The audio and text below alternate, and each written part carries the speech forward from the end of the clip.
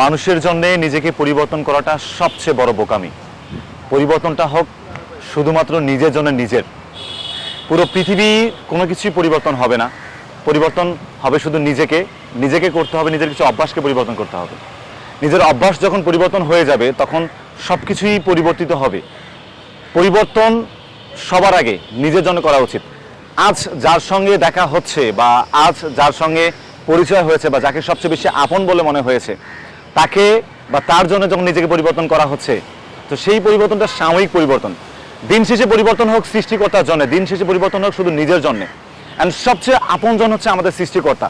তো নিজেকে ভালো রাখার জন্যে এবং নিজের পুরো পৃথিবীকে ভালো রাখতে গেলে পরিবর্তন নিয়ে আসতে হবে সবার আগে নিজেকে।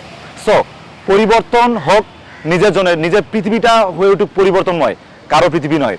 কারণ আপনার পৃথিবীতে শুধুমাত্র আপনি আপনার রাজা, আপনি আপনার রানী। দেখা হচ্ছে পরবর্তী রিলসে ইনশাআল্লাহ।